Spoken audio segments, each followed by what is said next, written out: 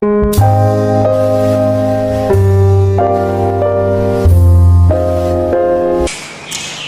nkwaniriza nnyo omulani waffe omulungi owa Dominion TV kabakadde ka programu enganzi omutanda nange Colin Nanyonjo temwerabira soko subscribing noonya ekigambo Dominion Vision ku YouTube osubscribing oyongera okufuna waffe omuyitirivu betukuteerayo omulani waffe omulungi ne ku Instagram gyetuli genda otekemu ekigambo Dominion Vision ofollowinge oyongera okufunanga amawulire agakugasa mu bulamu.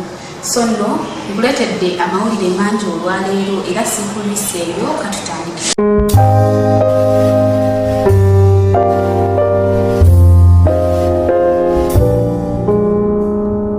Katutandikireko mu Parliament y'eggwanga Uganda nga tujjukira gye buvuddeko Queen w'eggwanga lya Bungereza yalangirirwa nti afudde era wiiki eno yennyini ababaka abaali bakungubagira Queen wa Bungereza Queen Elizabeth II era nga ababaka abamu bavuddeyo ne bakiteesako nti lwaki tukoma mu Parliament okukungubagira omukulembeze ono. So abalala bagamba nti kimala katumukungubagireko wano wadde nga twafulibwako amatwale ga Bungereza tuteekeddwa era nga tusuubira nti wajja kulangirirwawo public holiday. So nno ng'omubaka omu yavuddeyo n'ateesa n'agamba nti nedda gavumenti yandituwadde ssente tugende e Bungereza mu buntu twesitule tukiikirire bannaffe Abanayuganda tugende tuziike Queen wa Bungereza ow'okubiri yafudde. So n'ababaka bamu bakikayanako abalala bagamba nedda tugende abalala bagamba nti nedda. So gwandaba omulabi wa Dominion genda mu ka comment section otuwulire kituufu ababaka bagende baziike oba tubeere wano eno ku ntimbe zaffe eza TV tulabe okuziika nga bwe kunaagenda.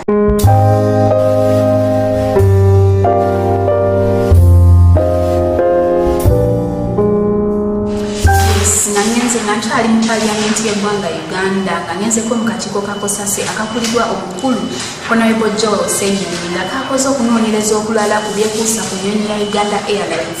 Tujjukirako gye buvuddeko awo nti kakola okunoonyereza ku bano abakola mu kitongole kya Uganda Airlines okuli n'akakulira executive officer wako Jennifer Bamutrachi nga talina mpapula za buyigirize ngera okusoma kwe kwakibwa ddala okusinziira ku ye. Jennifer Bamutrachi agamba nti yasoma essomo ku ssettendekero ya Makerere eriyitibwa Social Work and Social Administration.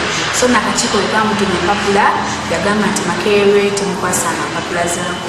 Naye ebyo byonna nga tubivuddeko akakiiko ka Kosase kaabuuzizza abakola mu nnyonyi ya Uganda Airlines lwaki eyongera okukola ngaloosi buli mwaka oguyita era bakizudde nti Uganda Airlines ekuba nnyo tiketi enjingirire so nno ng'abantu abasinga okugirinnya bagirinnya nga tebasasudde bisale nga tiketi esoba mu 2 omwaka ze zizuuliddwa nti abazirinyisa aba bazijingiridde bujingirizi.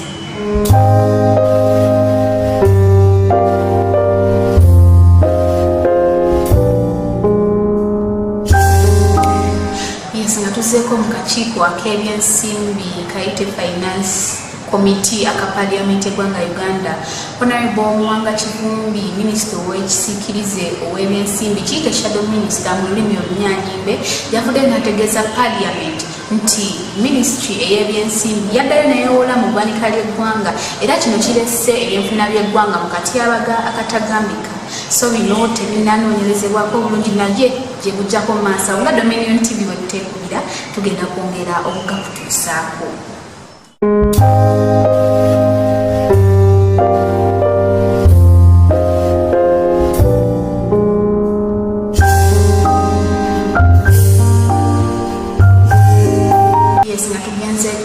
East Africa mu ggwanga erya Kenya tujjukira nti wabaddeyo okulonda okwakasa nnene era nga okulonda kwali wakati w'empologoma ebbiri okuli Raila Odinga ne President William Ruto omulonde era eyalayiziddwa wiiki eno yennyini. Tujjukira nti President Ruto abadde mu kkooti nga were nemba n'emisango egyawaabwa omukulu Raila Odinga n'agamba nti nedda Ruto teyawangula kalonze yakawuuta obuva naye kyadiridde kkooti y'e Kenya okusalawo n'erangira n'egamba nti okusinziira okunoonyereza kwe tukoze William Ruto yateekeddwa okufuga Kenya era agende mu maaso n'okulayira. So nno mu kulayira twalabye abakulembeze babadde bangi ab'enjawulo omuli ne Kabwejumbira waffe owa wano His Excellency President Yoweri Museveni ng'era bonna n'okuli President wa Rwanda President wa Tanzania n'abalala bangi nnyo abeetabye ku mukolo era ng'essaawa ya leero kisuubirwa nti emirimu mu Kenya tugenda kuddamu gitambule kinnawattaka nga bwe gyali mu biseera nga tebanatuuka mu kalulu.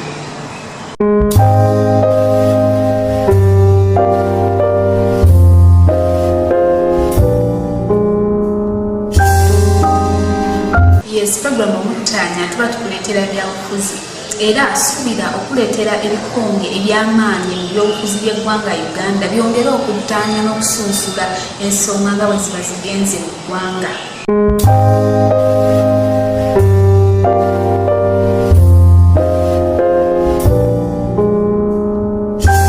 Obadde mulabi bulungi nnyo owa programu omutaanya nange Pauline nkujjukiza subscribinga gwebeerako tuteekayo waka muyitirivu era omuzadde togana tuula na mwana wo nti bannaye bayinza okuteekayo ebyesitaza nedda.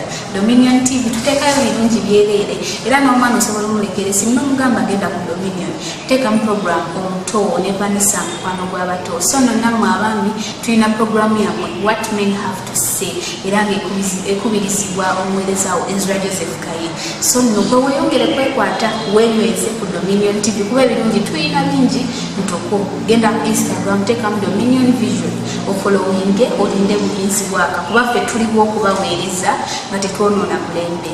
Ku kamera kubaddeko Vincent Kasozi, production wabaddeyo Vanessa Ashaba, so mu control room nabeerayo Edward Kisekka.